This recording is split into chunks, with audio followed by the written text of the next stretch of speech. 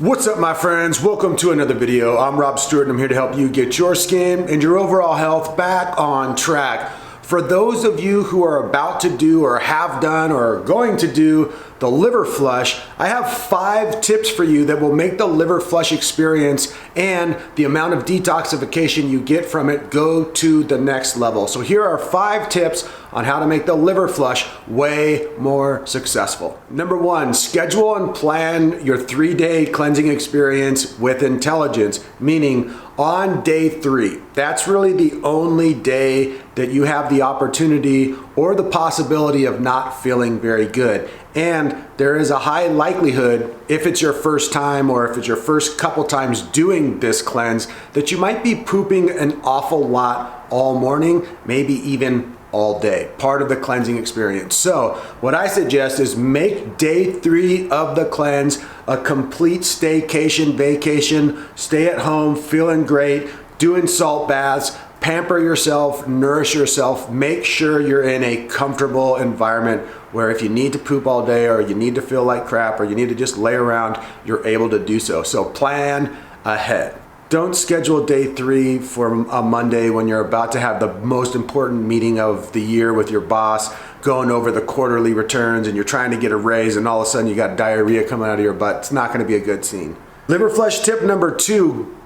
People mess this up all the time, and I've done this before. I've experimented with the liver flush a lot, and every time I don't go directly to bed after I drink the combination of the olive oil and the grapefruit, it just doesn't work as well. Sometimes it doesn't work at all. I'm not sure exactly the alchemy that's happening, but when you drink the concoction and then you go directly to bed and you lay on the right side and get your knees up in the fetal position and you do it right away and fall asleep as fast as possible, every time I've done that, the liver, gallbladder flush, whatever you want to call it, has been next level compared to when I don't. So that's a cool tip. That's tip number 2. Tip number 3 is make sure the salt concoction and make sure that the olive oil grapefruit concoction get down in your body relatively quickly, especially the salt water. You can't labor through those small little drinks and take 10 minutes to drink them. Take them down as fast as possible. They need to get in your system as a whole to really work properly. So point number 4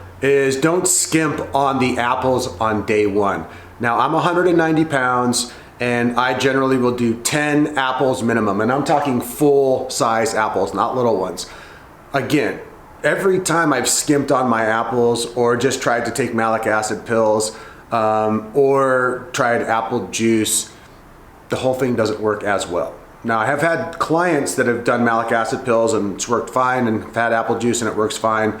But with the apple juice and the apples, you gotta really get a bunch of those in there. For me, I found minimum 10 full-size apples at 190 pounds does the trick. If I do more, generally it's not better, but it's more conservative, meaning it's better to get too many apples than not enough apples. So that's tip number 4. And tip 5 is similar to tip number 1, plan ahead.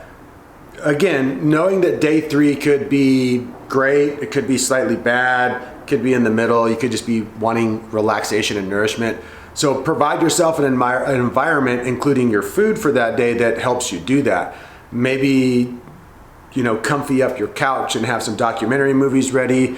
Buy some salt so that you can have a salt bath later on. Maybe do a cold exposure or sauna that night. Also, what you eat on day 3 is super important. What I like to do is, depending on how I feel, so if I do if I do the liver flush, a liver cleanse, and I feel totally normal, well, in day 3, I just kind of do my normal thing. I'll have my normal meals, I'll eat my normal stuff. Tip number 5, don't eat too soon on day 3. Believe me, if you have your bathroom experience and your stomach still needs to do its thing and your poop still needs to do its thing, your digestion still needs to happen, and you have a big meal and then you gotta go and do that again, that's not a really awesome experience for your whole digestion, and especially your system's a little sensitive after that big cleanse it just went through. So dealing with it wanting to flush plus eating food too early and having to digest it, that's not really what we're looking for. That has a chance of causing some inflammation, some digestional burden. And so be conservative with your first meal. Make sure that your cleansing experience is completely over and the hunger that you're feeling isn't the desire for hydration, it's actual deep hunger. Okay, I'm ready to eat, I'm ready for my nourishment. I think if you do that and just listen to your body, you will avoid some major crappy things, no pun intended, that can happen if you eat too early after you've had your first cleansing experience on day 3. So those are my 5 tips, you guys. I hope that helps you have a better liver cleanse experience, and I hope you guys find this video before you do your liver cleanse. If you guys need any help healing your skin naturally, I'm talking eczema, dermatitis, psoriasis, and rosacea, all of my skin health offerings are in the description box, and click on any of them. Love to help you guys. Remember to subscribe, remember to share, remember to turn your notifications on, leave all your comments and questions down below. I'll be back with many more videos really soon. Peace.